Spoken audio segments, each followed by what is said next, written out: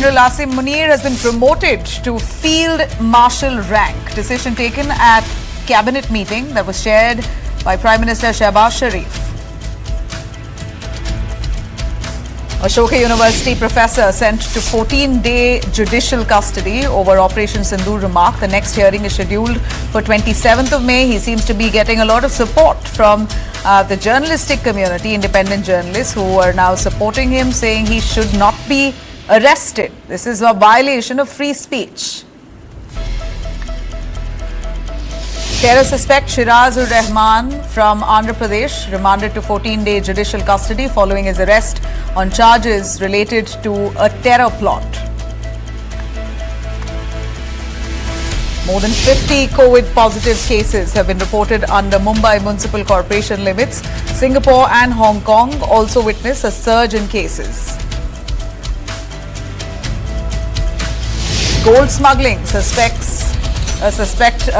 Kannada actor, particularly Ranya Rao, and also another accused in the case, Tarun Kunduru Raju. Both of them get bail but will remain in DRI custody. Tamil Nadu government approaches the Supreme Court against Madras High Court's rejection of its challenge to ED searches of TASMAC headquarters. The centre urges the Supreme Court to limit hearings on Waqf Act to 3 key issues, including the power to denotify Waqf properties. Of course, the Supreme Court Chief Justice asking for a lot more proof as it continues its marathon hearing on Waqf petitions. Foreign Secretary Vikram Misri briefs 3 of 7 all-party delegations who are set to visit different countries to put across India's stand following the Pahalgam terror attacks and Operation Sindoor. Karnataka Deputy Chief Minister DK Shivakumar, taking a U-turn on the Gruha Lakshmi scheme, says the government never promised monthly payments. In fact, in a reaction to the media, he says, well, as long as people pay their taxes and we are getting money, that churn will continue. But if that stops and we do not have the money, then how can we pay? We never promised a monthly scheme.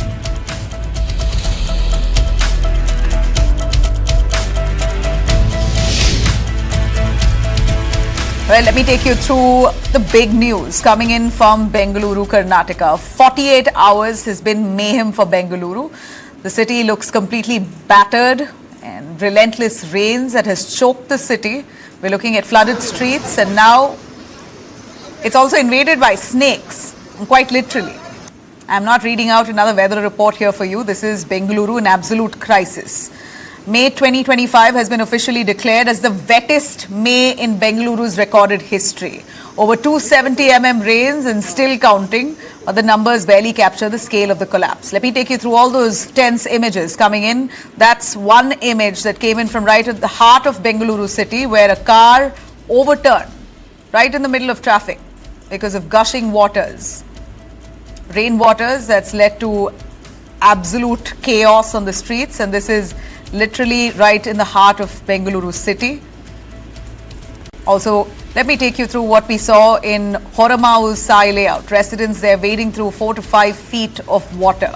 Families there camped outside their waterlogged homes, cut off from clean drinking water, waiting for rescue teams to arrive. Some say that they haven't even slept few nights. If I could take you through some images of these flooded streets. In fact, here in an area we saw snakelets and those tiny slithered snakes entering homes, forcing wildlife experts and herpetologists to arrive there, take action and ensure that people don't freak out looking at these images. This is all due to rains that's led to snakes creeping into homes.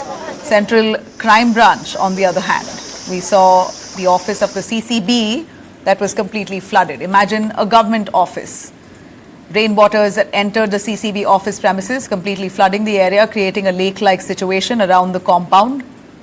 Now, several areas reported trees fallen, that branches that were snapped and fell on cars. Strong winds toppled decades-old trunks across the city.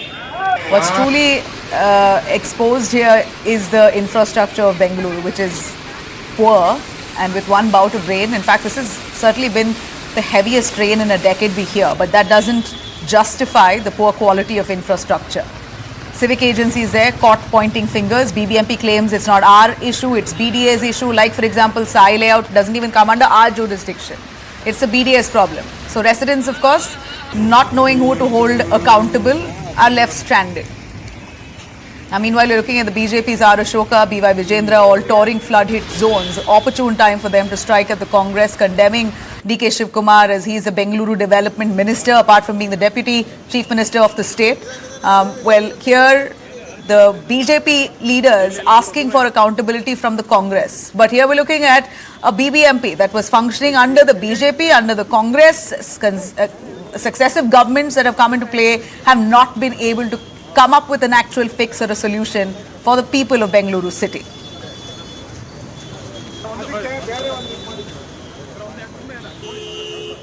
Entire Bengaluru city ಎಲ್ಲೆಲ್ಲಿ storm water drain ಇದೆ ಅದು ಮಾಡ್ತಾ ಇದೀವಿ. ಮತ್ತು ಒತ್ತುವರಿಗಳು ಎಲ್ಲೆಲ್ಲಿದೆ ಒಂದು 75% ತೆಗೆದಿದ್ದೀವಿ. ಮೊದಲು 210 point ಇತ್ತು ನಮಗೆ, ನಾವು ಸರಿ ಮಾಡಬೇಕಾದ್ದು. ಈಗ ಅದು 162 ರೆಡಿ ಮಾಡಿದ್ದೀವಿ. ಇನ್ನು 46 ಪಾಯಿಂಟ್ ಉಳ್ಕೊಂಡಿದೆ. ಅದರಲ್ಲೂ 24 ಪಾಯಿಂಟ್ ಈ ಕೆಲಸ ನಡೀತಾ ಇದೆ. Siddaramaiah government has become so insensitive when people are worst affected due to heavy rains from last 2 days in Bangalore. State government is busy in celebrating in 2 years completion at Hospet. People are suffering. They keep talking about greater Bangalore. Just by naming Bangalore as a greater Bangalore, it's not going to help the people of Bangalore. They have to work. All the contractors' payment has been stopped due to which development work has stopped. So they have to immediately ask the contractors to continue their work. Most Bengalurians now battling the flood fury aren't just dealing with water damage. They're staring at massive losses with little to no safety net. Basic insurance, we know, rarely ever covers natural calamities. And for thousands whose homes and vehicles lie submerged, there's no clarity now on whether at all they get any compensation. First of all, how can they even demand relief when authorities themselves are not taking responsibility here? The damage is done. Perhaps the devastation here will finally force the system to act and not react. All right, now let me take you through what one frustrated Bengalurian did, taking the BBMP to court. Quite literally, Bengaluru's rain fury has left citizens angry and abandoned. One Bengalurian has taken a step further, dragging the city's civic body now to court. 43-year-old Richmond Town resident Divya Kiran has slapped a legal notice on the BBMP, holding it accountable for the trauma and physical distress he says he's suffered, all because of the city's shoddy roads, collapsing infrastructure. In fact, he's demanded 50 lakhs in damages from the BBMP. And the case is already now stirring a debate. 3 people have lost their lives in this downpour. One of them was crushed under a collapsed compound wall. Every year, pre-monsoon showers exposing same old rot, poor drainage, choked roads, waterlogged junctions, civic apathy. It's just unending. Where is the solution? Now, will this legal case that the citizen has gone on to pursue against the BBMP really hold in court? I'm going to bring in our panelists joining us for a little more clarity on this. Srikanth Vishwanathan, who's a civic expert. He's the CEO of Janagruha. Thank you very much, Srikanth. We also have Sneha Priya Yanappa, who's a legal activist who can give us a little sense on whether this case will actually have any credibility or standing in court. A quick take first from you, Srikanth, on how do you look at this? Frustration of a common citizen in Bengaluru peaking to a point where he's taken BBMP to court, slapped a 50 lakh notice on them. Absolutely, Nabila. And I guess many of us as fellow citizens share the same angst. But this particular person has taken a step which I'm not a lawyer and we'll hear from the other panelists, but I doubt whether it'll stand or lead to anything tangible. But I want to say 2 or 3 quick things. One is the singular legal intervention that is required to ensure that the government comes closer to the people and the feedback loop of accountability gets closed firmly and quickly is to implement the 74th Constitution Amendment in spirit. State governments have deliberately dragged their feet on this 30-plus-year-old constitutional amendment. and deliberately disempowered local governments, as a result of which this chasm is developing. And as our cities are confronting more and more complex challenges, citizens actually don't know who to go to and how to seek redress. If we had elected councils in our cities, then every 5 years you have the opportunity to hold them accountable because you have a government that is really close to people. That's point number one. So that to me is a more impactful, sustainable legal remedy, which is to implement the 74th constitutional amendment in spirit. The second thing that I want to say is with respect to roads, think about the success story in India. In 25 years, India has transformed its highways. We didn't believe in the 90s, for example, or in the late 80s that India would ever fix its highways, but we've done it. So when we set our mind to it, it's possible for us as a country to solve problems at scale. Now, the problem with urban roads is there are no standards. While highways follow standards of the Indian Road Congress, as far as urban roads are concerned, there are no standards. So it's basically a free-for-all with respect to engineers and contractors. So we need mandatory standards and mandatory tenders and procurement laws for urban roads, including specifications, etc. Bangalore has the benefit of having one such standard called Tender Sure, where SURE stands for Specifications for Urban Roads Execution. We've even got anecdotal evidence to suggest that stormwater drains on Tender Sure roads are holding up slightly more effectively. And there are lesser potholes developing on Tender Sure roads. And for about 7-8 years, many of them have not actually had to be redone or even re-asphalted for that matter. It is a pity that the government of Karnataka is not really scaling a concept like Tender Sure. It's a pity that the government of Karnataka is not really scaling a concept like Tender Sure across the city in a phased manner. So it's actually sitting on the solution. And I'll close by saying, like how India solved its highways problem, there is a case for us to have a national mission for urban roads. Because the problem that you're highlighting in Bangalore is there in city after city after city in India. So if we have a national mission for urban roads with very clear standards for urban roads, a large amount of money being allocated and technical experts coming under one roof, like was the case with NHAI, despite notwithstanding any of the failings of the NHAI, it's possible for India to solve city roads within 10 years. You know, from the looks of it, I highly doubt there's any scope for fixing, but, you know, never say never. I'm not going to demotivate Bengalurians. But a quick take from Sneha Priya. If you could give me a little more on the case that this citizen has filed on the BBMP, slapping a 50 lakh notice, suing the civic body, saying we deserve better roads, we are tax-paying citizens, you have caused us immense trauma, you pay me 50 lakhs now for the damages, mental, physical stress and trauma. Will it hold good? So preliminarily, whether the state can be held accountable, you know, legally with respect to deaths or injuries caused due to negligence or failure, yes, they can be held accountable. But we will have to look a little more deeper in terms of what are the criteria or what is the problem essentially the citizen has put across. But the next most important question that I have is that, you know, who is this against? For instance, Bangalore does not have an elected mayor. We don't have councillors. The last time we had an elected council was in September 2020. So, you know, where is the accountability? And this entire administrative vacuum is the reason why we do not have an appropriate agency to actually go and ask our questions. And most importantly, do we have enough plans and policies in place? Yes, we absolutely have a Bangalore Climate Action Plan that actually talks about urban flooding and heavy rains. We also have the Karnataka Disaster Management Plan, which also talks about, you know, ways with respect to mitigation of disasters, ways with respect to, you know, reducing disasters. What is a better way to be able to deal with this problem? But unfortunately, none of this is enforceable. So these are some of the larger questions that need to be answered. But largely, can the state government and can BBMP in this case be held accountable? They absolutely can. You know, but I do have a question. When you say BBMP can be held accountable, first things first, you have citizens trying to reach out to insurance companies to compensate for their damages. Will insurance even cover something like this, ma'am? This is, I mean, we know the basic insurance doesn't, but there are premium insurance policies that might cover. How many can really afford that? Yes. Yes, that is a larger question. In fact, you know, these are preventable problems. Problems such as electrocution, vehicle collapses, building collapses are issues that shouldn't be reasons why people lose their lives. And one most important thing is this entire bout of rain has actually brought the city to such a standstill that most vulnerable populations who actually live on an everyday basis, like street vendors, gig workers, have been affected the most, you know, in terms of not being able to actually carry out their jobs effectively. Would you want to come in on that, Shrikant, on compensation? Hardly at all that one can expect, You know, where can you expect for compensation when you have the agencies not even willing to take accountability for the damage here? Give us a little more on what compensation a person can get. Bengaluru's, their cars, their homes that have been damaged with flood water entering. Is there anything they can get in return? The only sustainable insurance policy is good systems of governance. There is really no other sustainable insurance policy for challenges like these, Nabila. And you would appreciate this given the kind of challenges that people riding on ambulances, pregnant women, all kinds of challenges we've seen. We've seen young women die because of electrocution due to live wires on the streets and so on, just less than a year ago. So I think there is no alternate to good systems of governance, good systems and institutions in the city. And at the heart of it is, as Sneha mentioned, having an accountable mayor, having an accountable council, ensuring that elections happen on time and that the city government is empowered.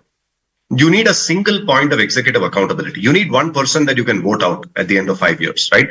You need a group of people that you can vote out like you do in the case of a union government or a state government if you're not happy with their performance. That doesn't exist in any city in India.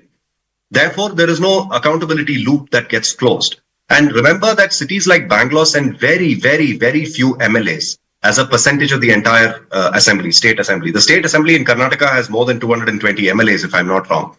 Bangalore merely contributes about 28 MLAs, whereas it has a disproportionate share of population and also of economic contribution to the state. Therefore, the citizens of Bangalore don't have adequate representation even in the state assembly, leave alone the city council. So the solution really is for us to have empowered local governments and for the accountability loop to be closed. On the hard infrastructure side, like I said, we need standards. And we've done it in other areas. Like I said, even in the case of highways, and Bangalore itself has a standard. It just needs to scale it up. And right now we have a great opportunity. For me to believe that there's a fix to this, please convince me, Srikanth. We've built on lakes, we've constructed on riverbeds. So Bengaluru's lakes have fully disappeared. Out of the 200 odd, we barely have 50, 60 or even less that remain. Now, how is it possible to chase those people away, demolish those buildings, start actually creating stormwater drains, and ensure that these roads, whatever roads, stopgap arrangements they're doing will give way very soon. One round of rain and all those roads develop cracks because we've built on lakes. So where is the option to improve? So Nabila, the sins of the past should not come in the way of us doing the right thing right now. And we don't have a choice. I do believe there is a possibility. But there needs to be in some ways a new wave of citizen action, I don't want to say activism, but maybe actionism, where citizens get together and in some ways push the state government in Bangalore to ensure that in the new format of having the Greater Bangalore Authority and the smaller municipalities, we make a new beginning because we don't have a choice. That still does not answer my question on whether you can actually move out people from those areas, demolish those buildings and create these drains. How are they going to create drains? See, it's a concrete jungle now. Bengaluru has become a concrete jungle. And if there are no drains, then roads are never going to sustain. No, see, these questions don't have silver bullet responses, Nabila. So you're right that we've done something in the past, but the future is actually even scarier if you don't change course. Because the built-up area in Bangalore in the next 30 years will be orders of magnitude higher than the growth in built-up area in the last 30 years. So even now, I believe it's not too late. Yes, there may be some corrective action that is needed in clearing encroachments over drains, etc., which will be complex because of legal issues, relocation, etc. But that's not a good enough excuse for us to give up hope. I do believe even if you start right now, it is possible to fix Bangalore. But a good beginning has to be made. A final word from Priya on that. Priya, the citizen there taking this as an opportunity to sue the BBMP. I'd like to ask you one last time, your message to citizens who are frustrated with the civic body. Can they pursue a case like this? Should there be n number of cases filed against the civic body so that they actually finally act? The Greater Bengaluru Governance Act, we had a whole discussion there. Srikanth was also with me on that. They really promised to fix exactly this. I'm not too sure how they're going to do it when the inherent infrastructure or the design of the city itself is wrong. Priya? So one thing that Bangalore is known for is active citizenry, and this is exactly the time that citizens need to come together. We need to ask the right questions. As Shrikant rightly pointed out, we have the Greater Bengaluru Act that has been enacted, but when are the elections going to happen? So these are the right kind of questions that we need to ask, and we need to all come together to ask these to all these agencies that are actually, washing off their hands with respect to responsibility. To me, the one final message is that, it is said often that, little drops make a big ocean. Might seem a little ironic in this situation, considering we're facing a massive havoc with respect to floods. But I do think that citizens coming together, and we have in the past actually come together to really create and make a difference. I think this is the time that we all need to come back to restore the lost, glory that Bangalore essentially is known for. Let's just hope. And I'm really hoping that people find some relief. Bengaluru here is relentlessly raining. Weather is great, but not rains. Definitely not the rains. It's very difficult to wade through Bengaluru city as it is. It's known to be the worst city for traffic. So all the best, both of you, for making your way to work tomorrow. Thank you. Thank you. Thank you. All right, let me cut across to a story coming in from Andhra Pradesh and Telangana. In fact, both Andhra Pradesh and Telangana are known to have the biggest film industry. Home to India's biggest film machines, the highest revenue churners. They're now staring at an industry-wide standoff. Andhra Pradesh and Telangana. We're looking at theatres now deciding to stop all screening because they have some tiff with promoters. From mega stars to massive sets, the biggest blockbusters are born in Andhra, Telangana. But it appears come June 1st, cinema theatres across the two states may shut shop. Exhibitors have issued a warning. Either producers scrap the current rental model and switch to a revenue sharing formula or face a bandh. A joint meeting on Sunday saw theatre owners push back hard, demanding fairer terms or a complete halt in theatre operations altogether. If the deadlock continues, big summer releases could be caught in the crossfire. Kamal Haasan's Thug Life film that's now all set to be released, directed by Mani Ratnam, set for a release on 5th of June in Tamil, Telugu, could take a direct hit. It's one of the biggest releases this month. Now, only multiplexes unaffiliated with the exhibitor's body are expected to screen films, putting Thug Life's Telugu run in jeopardy.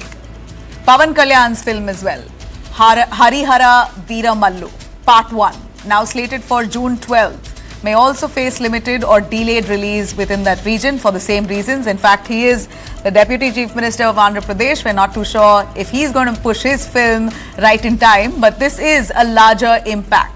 Several films now will have to face losses. Formal petition is likely to be moved before the film chamber in the coming days unless talks find a resolution. Now, taking you through a very odd bill that Kerala government has amended, asking for teachers in Kerala not to speak against the state government, but you're allowed to speak against the central government. Well, this new bill by the Kerala government is sparking outrage, not just in academic circles, but in the very heart of India's intellectual ethos.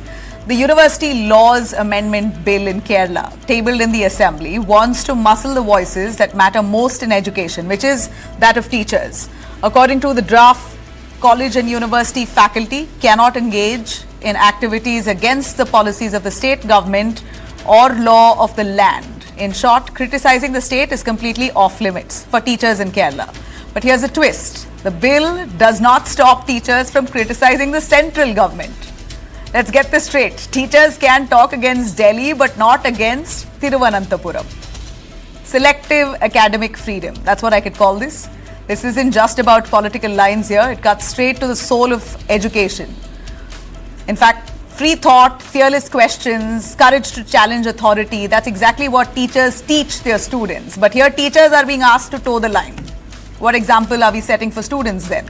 The bill claims to maintain discipline, accountability in campuses. This is a direction to the teachers. But of course now critics raising questions, asking why this is needed at this time when it's a clear attempt to clamp down on dissent and critical thinking of the teachers, especially in Kerala's famously active student and academic community. This is not going to be received well. If teachers can't speak up, then who will teach the students how to speak? Now, taking you through news on COVID, we're looking at COVID cases on the rise. It's back on the radar, and India is not letting its guard down. With a fresh spike in cases reported across parts of Asia, the country is gearing up to prevent a deja vu moment. COVID surge has been reported in Singapore, Hong Kong. It's triggered alerts back home as well. The worst hit is southern states of Kerala, Karnataka and Andhra. Cases abroad were largely mild. Indian health authorities are taking no chances, of course. In a high-level emergency huddle, the Director General of Health Services have reviewed India's surveillance and hospital readiness, and labs have also been told to step up their game. It's not just the health sector feeling the heat. The virus is now making headlines in pop culture and sports too. Now, we understand that there has been some cases where in Mumbai, 2 positive patients who had comorbidities have passed away. That's, of course, a worrying aspect here. Right, taking you through news on the entertainment side, we're looking at a major rift that's hit Hera Pheri 3 as Akshay Kumar's Cape of Good Films has filed a 25 crore lawsuit against co-star Paresh Rawal for abruptly quitting the film after signing a contract and shooting one day. Director Priyadarshan has confirmed the legal action, revealing Paresh Rawal gave no explanation, stopped all communication and walked out of the film. Sunil Shetty, of course, part of the iconic trio, called the exit as absolutely heartbreaking, saying that the film simply cannot work without Babu Bhaiya. Here's what he said. It's an absolute shock to me, and I'm here because I heard it yesterday. And then today some more news came about. So I need to call and find out. And I'm completely heartbroken because if there was one film that I was looking forward to, it was Hera Pheri. It 100% cannot happen without Paresh Rawal. It can happen, 1% can happen without me and Akshay. But 100% can't happen without Paresh ji. No, it doesn't. Raju and Shyam, if they are not hammered by Babu Bhaiya, it doesn't work. Now, Paresh Rawal had earlier stated that there were no creative differences, leaving fans and industry insiders questioning the real reason behind this sudden exit. The question that remains largely unanswered is if there is at all any creative difference amongst the Hera Pheri team. What really explains Paresh Rawal's sudden exit? And now Akshay Kumar suing him makes this a lot more murkier. On that note, we're slipping into a short commercial break. We'll be right back with a lot more news on the India-Pakistan conflict. Stay with us.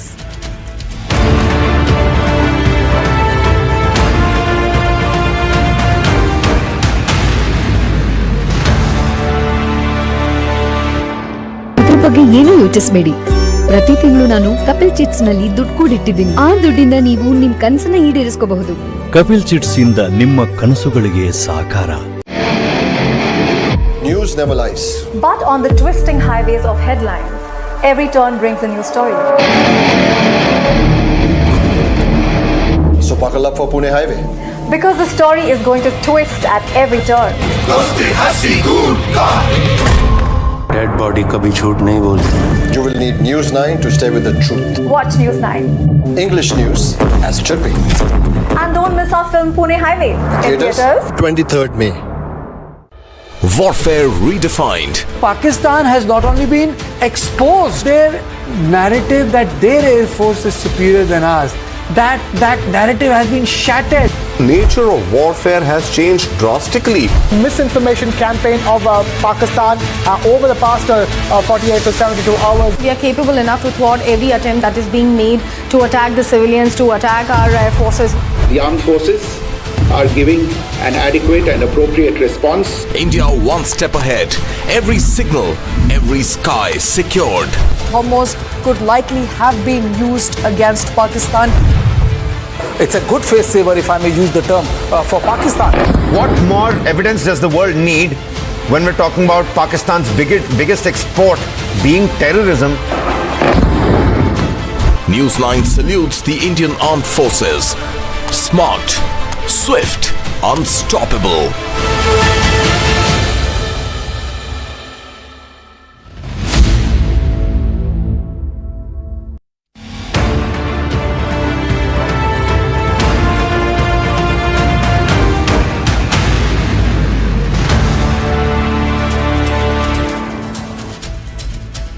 Welcome back. Now, the thump of boots, the high kicks, the flag lowering fanfare, the beating retreat ceremony is back at the India-Pakistan borders. But this time, it's not the crowds raising eyebrows, it's army veterans who are slamming this move. The daily drill at Attari, Ferozpur and Fazilka, long seen as a spectacle of patriotism and discipline, was suspended after the Pahalgam terror massacre that killed 26 civilians. But less than a month later, it's now back as business as usual now. Well, we're looking at the border gates that will remain shut. Handshakes have been scrapped, but the ceremony still resumes. And these are visuals from earlier today. In fact, the ceremony resumed after that brief pause, right soon after the Pahalgam massacre, and then the Operation Sindoor ended after India-Pakistan established ceasefire. Well, this retreat has now come back. Of course, it's scaled down, but that apart, is this really necessary at this point? Army veterans are livid. Many are questioning the timing, the optics, and the message that this sends out, especially when Operation Sindoor is still underway. Troops remain on high alert. National grief hasn't turned a page, but this has now come back into action. Is this really normalcy? Are we looking at normalcy with Pakistan right now? This isn't peacetime, so why the show now? Even with toned down gestures and extra security, the message is of course muddled. Are we really back to parading for applause on the very border that's still bleeding? Those are a number of reactions coming in on social platforms asking why this theatrics when we're not good with Pakistan at the moment. This surely isn't about military morale. If anything, this could be viewed as an insult to our army. The wounds of Pahalgam are fresh. The enemy continues to provoke. Do we really need a choreographed theatric with a terror state at this point? Well, there's a time for symbolism, and that's no more the time and place. In fact, with Pakistan, India's silence really speaks louder. Let me bring in Ambassador Veena Sikri, former Indian diplomat. We also have Ambassador Ashok Sajjinhar, former Indian diplomat, Aditi Kothari, foreign affairs expert. Madam Veena Sikri, a quick take from you on the Attari border beating retreat that's now back in action. It's scaled down, no more handshakes, the border gates don't open up, but yet to see all that shosha, of course, music will play, patriotic music, Indians will dance, but is this a time and place for that? Yes, it's been announced rather suddenly. In fact, it was not anticipated at all, because we have made it very clear that there is no Yudh Viram, there is no ceasefire. This is only a pause, and we are very carefully watching, ready to react to any act of terror, any terrorist act as an act of war. And I think in the midst of this, whether we should go in for theatrics, I think I have not seen any statement yet on why it has been resumed, the reasoning why it has been resumed. We're not aware of that, just that this announcement has come, that's about it. I do not think there is anything more that we have as the reasoning. And I can see from the responses that even people from the military background, the army background, services background have expressed a lot of surprise at it. I don't even think that this is going to be in many ways a functioning border in that sense. I don't think it's open. I don't know whether there's going to be people crossing over. So this is all a matter of unknown reasoning yet. A quick word, Ashok Sajjinhar, would you agree with something like this? The theatrics that we see along the Attari border, we're looking at patriotism at its peak. Of course, Indians love watching that spectacle, but we're not even equals with Pakistan anymore. Then why this drama? No, absolutely. I think it is not in good taste. Even initially, because I've been there a couple of times, and I always thought that, this is not becoming, it makes a mockery of, our brave soldiers, our valiant soldiers, and, going around, I don't want to use any unkind words, but trapezing on the roads and, behaving as if, performing. And, this is not what the defense services are supposed to do. And particularly at this time, you see, because there were a number of steps that were taken in the wake of Pahalgam, Cabinet Committee on Security, it is, Indus Waters Treaty, Attari checkpost being closed, as far as visas being, rescinded. All those who had visas, they were told to go back. None of those has been, issues have been withdrawn. They still seem to be in place. So what is the urgency? What is the hurry of having this on the three borders? Meaning, why such a hurry? Meaning, even if you had to do it, I think let matters settle down. Matters are definitely not settled down, As you said yourself, Operation Sindoor is still very much on. It's not that we are through with it, and I'm sure sooner or later, Pakistan is going to come back. We have to see how we, this time we've had an excellent run, both in terms of, hitting out at their terrorist strongholds and hideouts, and also at their airfields, 11 airfields and all that sort of things, and been able to, on the air defense thing also, able to protect ourselves very well. But we see, I'm sure Pakistan will be getting more sophisticated equipment from China, and it's only a matter of time that they are going to come back again with other terrorist actions. So definitely, I think this should not have been revived, and definitely not at this time. All right, we've heard you loud and clear. I'm going to come to Adit Kothari, foreign affairs expert, on the next story that we're bringing for you. Now, in 2018, coming to foreign involvement with regards to the India-Pakistan conflict, Donald Trump had torn into Pakistan in 2018 in his very first tweet of the year. He slammed Islamabad for taking $33 billion in US aid and giving nothing but lies and deceit in return, calling out its terror safe havens and vowing no more. But fast forward to 2025, in the wake of Operation Sindoor, Trump's tone has flipped. He's now talking peace with Pakistan, offering to mediate on Kashmir, even praising Pakistan, all while sidestepping its terror footprint. Now, we're looking at a Texas billionaire, Gentry Thomas Beach, and Trump Jr.'s old college buddy. He appears to be very close to Donald Trump. Basically, he is now pitching himself as Trump associate, moving about in Islamabad, Bangladesh, and whatnot, trying to cut deals for Trump in these countries, is what we hear. Soon after Trump's return to the White House, Gentry Beach lands in Pakistan, then Bangladesh, then Turkey, scouting deals in rare earth minerals, oil, gas, real estate through his firm, White Bridge Global. He returns to Mar-a-Lago, briefs Donald Trump Jr., in fact, Donald Trump Sr., beg your pardon, and his inner circle, calling Pakistan an amazing place with limitless potential. Basically, bringing you this context here to suggest that Trump, it appears, to have some deal that he wants to do with Pakistan, with Bangladesh, with Turkey, and therefore the softened stance towards Pakistan particularly.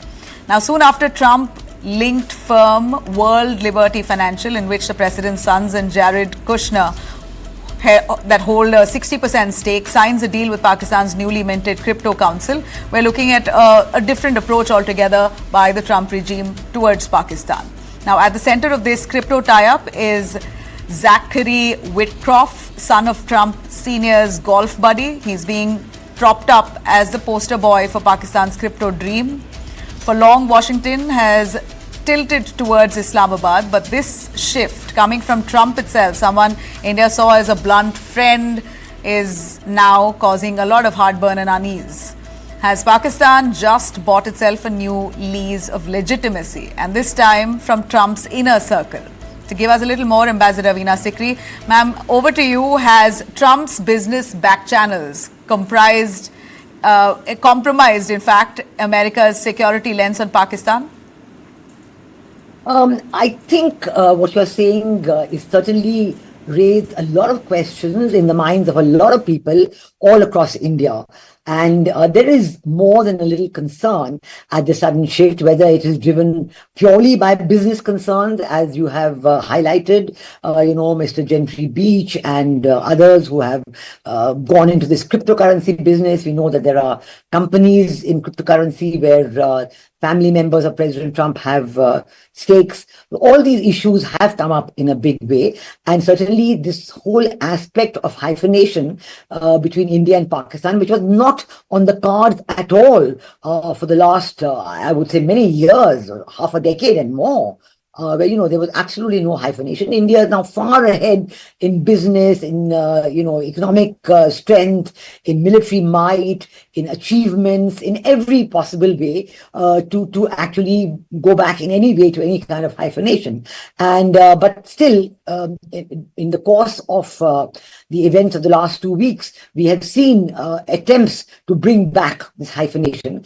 And I would say that it's very important that these multi-party delegations that have been sent by our government all across the world, multi-party delegations representing all communities, all faiths, absolutely showing the unity of purpose across India on what has happened. And these are going to go to USA and all major countries of the world. They will be explaining all of this. They will be talking about the terrorist acts, how every terrorist act anywhere in the world can be traced back to Pakistan. It's not only that these terrorist acts, what happened in Pahalgam, which was an absolutely dastardly and beastly and bestial attack, but all other attacks across the world can be traced back to Pakistan. Pakistan is a state sponsor of terror, and it must be called out as such. And we've seen that the headquarters of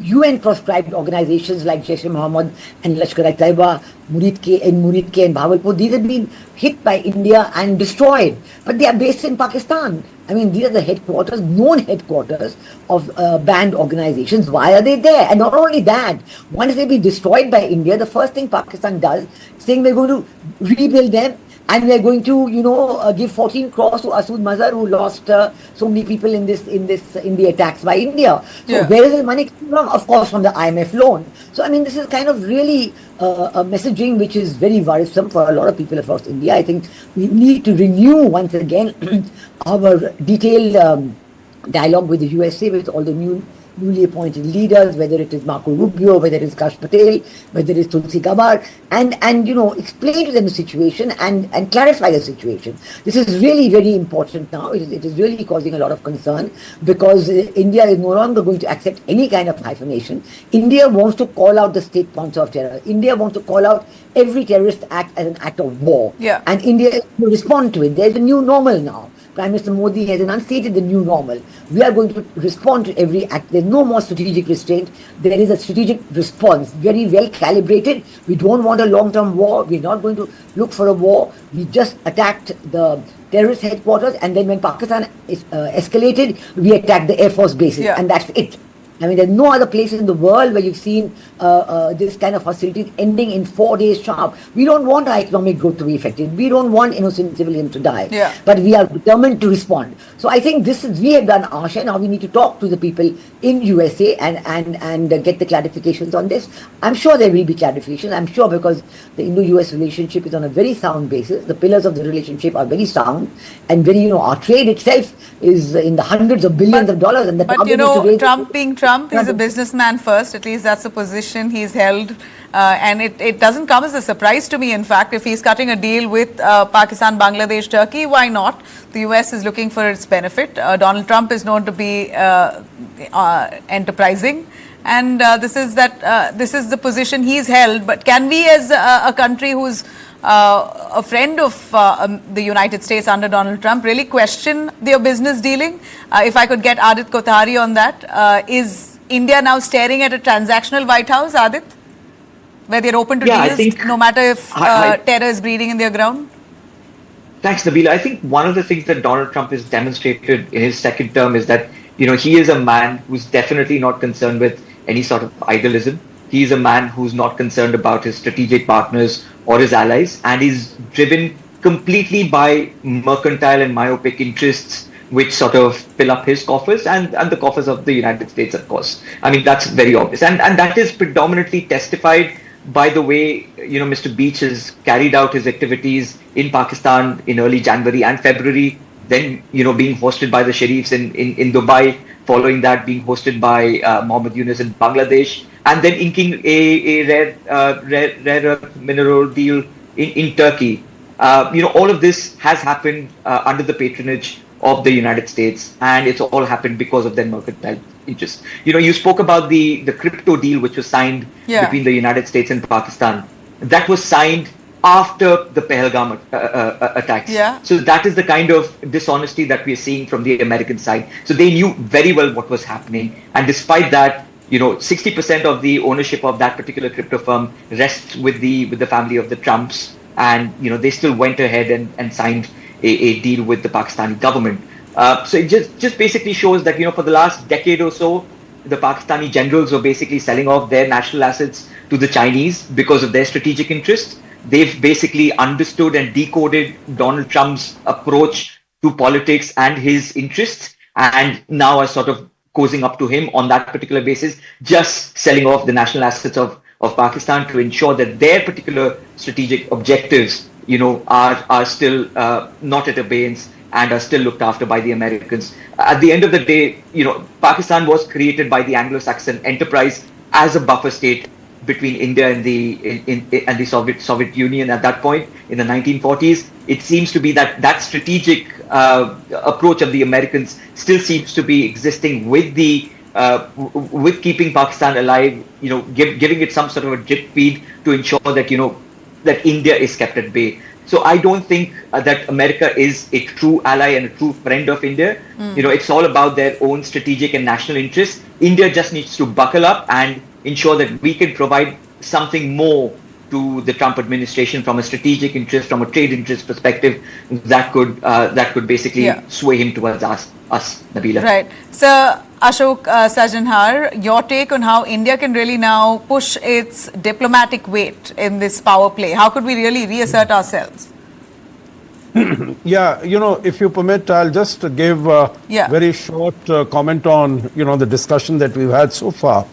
Because, what it appears very, very surprising that there has been a total 180-degree change as far as Mr. Trump's position is concerned. You mentioned about the tweet on the 1st of January 2018. Before that also, if you remember, in 2017, there was this national security strategy of the United States in which, again, it was mentioned that, Pakistan has been supporting terrorism and giving safe haven to terrorists that America has been wanting. But much more recently, when our Prime Minister was in Washington, D.C., on the 13th of February, Nabila, if you look at the joint declaration between the two countries that was signed, it was, and that was also the time when Tahavur Rana was sort of, handed over what Donald Trump said that I'm sort of, sending him back to India to face justice for all the crimes that he has committed. But if you look at the declaration, it is very clearly mentioned that Pakistan should take action against 2611 and Pathankot terrorists, those who have, carried out those actions, and even specifically mentioning the name of Lashkar-e-Taiba, Jaish-e-Mohammed and Hizbul Mujahideen. These three are mentioned in the declaration. So the point I'm making is that till middle of February, Donald Trump was on the same page as he was in 2017 and 2018. I agree that in 2019 he had flipped because, when Imran Khan came there, he said, I will negotiate for you. Mr. Modi has asked me to negotiate and all that sort of thing, which is all, quite untrue. But he made all that because he wanted to reach out to the Taliban through Pakistan. So, okay, that is a different story. The point I'm making is that there has been a 180-degree change over the last few weeks, last 2 months.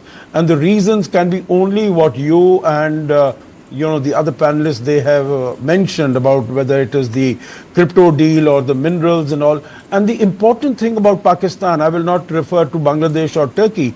Important thing about Pakistan is not only did he meet Sharif, but he also, all these people, Beaches and others, they also met Asim Munir when they went there. Yeah. So meaning, if there is going to be a business deal, what does Asim Munir have to do? But Correct. obviously they were cozying up to him.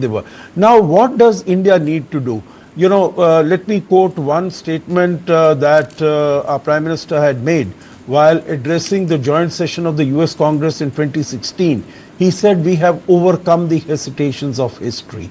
I think that is the time now again to bring back those hesitations of history, because there have been so many hesitations in the past, and we steadied ourselves to go over it. And what the Prime Minister told Mr. Biden in 22, that this is a partnership of trust. I think that trust has been seriously eroded. That having been said, I don't think we need to sort of, turn our back to the United States. We have to work with them. If India is looking at Viksit Bharat 2047, there are things that we need to do. But I think we need to take a much firmer stand as far as issues of technology and trade and all that sort of things. Compartmentalize them, go forward in them, get our defense requirements, get the technology for G414 engines.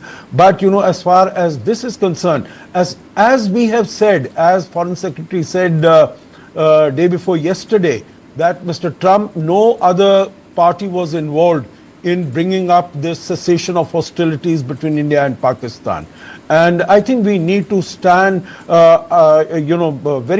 be very strong as far as our position on these issues is concerned, and not try to brush them under the carpet. Right. Madam Veena, your take on how the United States at this point seems to be making nice with all India's neighboring countries, including China. One did not even realize there was hardly any news that surfaced on when the India-Pakistan conflict was on. China got itself a fair deal with the United States. The tariff issue was more or less sorted, and all this happened simultaneously when India was in conflict with Pakistan, and United States gave room and space for just about everyone, including signing a deal with Pakistan. So can we even expect United States to side India going forward? Look, in case of a scenario, President Trump has shown himself to be very mercurial and very changing in his approach. But let's not forget that that this applies to India as well, in the sense that we have been talking ourselves, even as we speak. Our Commerce and Industries Minister is right now in Washington, D.C., talking to his counterpart on a bilateral trade agreement with India. So I think that as I said, the bilateral relationship remains centered and squarely based on strong pillars, and one has to hope that these strong pillars will hold themselves. At the same time, we ourselves have centered our own growth and development on Atmanirbharta, on self-reliance. And I think even in the recent 4 days of very sharp hostilities with Pakistan, we saw that our own Akash Tir system, our own BrahMos missiles, and our own purchase of the S-400s and other air defense systems has more than proved their worth. So while we have always maintained our very strong approach of strategic autonomy, and we've always maintained that we will be friends with everybody and on the basis of India's national interest. So we are going to continue to follow India's national interest, and we're certainly going to pursue the conversations with the American administration, with President Trump's administration, and with President Trump himself. As I said, our delegations have gone. They're going to be in the USA. They're going to talk at very high levels, and they're going to be able to explain. So this whole recalibration of the global approach to terrorism, this is what we are seeking by sending these delegations abroad. I think the acts of terror, as we have said ourselves, we are never going to brush them under the carpet. We're going to treat them as acts of war. And we're going to tell the rest of the world also that acts of terror cannot be ignored. I mean, turning a blind eye to UN-banned organizations who have their headquarters in open sight in Pakistan, this can no longer go on. So, in every forum, in the IMF, also India abstained, which is a very strong position to take because there is no negative voting in the IMF. Yeah. But abstaining itself is a strong position, which we did. And we've continued to do that. So IMF itself is now trying to attach more conditionalities to what they have given to Pakistan and so on and so forth. But we cannot let our eye off that ball. We have to continue to follow it. With USA, with all countries of the world, the global discourse on terror must be upped several notches, must be really strengthened several notches so that the world picks up and takes note and doesn't treat terrorist incidents like an ordinary law and order situation. In many countries, when they cannot handle a terrorist situation, they don't want to reveal who is the person who's done it, where he comes from, that he originated in Pakistan. So they try and brush it under the carpet and say, oh, no, we don't even now they have nowhere to hide. You have state honors given, funeral carried out with state honors of terrorists in Pakistan by the army itself. So that's now well known. It's publicized enough and more. It's now just about time that countries take a stand, and that's what we see lacking. A final word from Adit on what message does this really send out to the world? These terror states like Pakistan really being able to buy legitimacy by cutting deals with the very nations who speak on cracking down on terror. Look at what Trump is doing within his own country, chasing out immigrants. Of course, anti-Semitism. He's taken a hard stand against that. There's no room for any kind of terror or terror-related conversation or backing of a Gaza, a country like a place like Gaza, entity like Hamas. They're very clearly declared and demarcated as a terror group. Hamas is declared as a terror group. If that could be so, if that could come with conviction from the Trump regime, why is Trump not being able to designate Pakistan terrorists as such? Nabila, I think it exposes two things for us as Indians. One, that there is an absolute mindless blind spot of the West when it comes to Pakistan and terrorism, and Pakistan essentially being the epicenter of terrorism. That's number one. And number two, that the Pakistani lobby in Washington, within the Pentagon, within the sort of military complex of the United States, is very firm. I mean, they've got a really firm grip on that particular perspective. So those are some of the things that this story basically tells us. How we should be dealing with this is basically kicking political correctness into the dustbin. I think somebody, one of his advisors, or maybe somebody from India, needs to go and tell Mr. Donald Trump that you need to stop acting like a dodo. You cannot look at it from a myopic perspective. That if you think that the attackers and the hunters and the terrorists are not going to come for you, they will come for you eventually. So you've got to alleviate your myopic interests, and you've got to look at everything from a collective society perspective, which he's not doing at this point of time. Terrorism is something which we as Indians are the first casualties of, but the world has also experienced Pakistan-sponsored terrorism. I mean, let's not forget Osama bin Laden was found 800 meters just off a military compound in Pakistan, which the United States basically went and exposed. So nobody needs to tell them that Pakistan is the epicenter of terrorism, where they give unlimited amount of patronage to those carrying out asymmetrical warfare. I really appreciate your time, all of you, for joining us. Ashok Sajjinhar, Adit Kothari and Madam Veena Sikri, thank you very much. On that note, we are wrapping this show. Thanks very much for tuning in. We'll be right here, same time, same place tomorrow. Have a great night.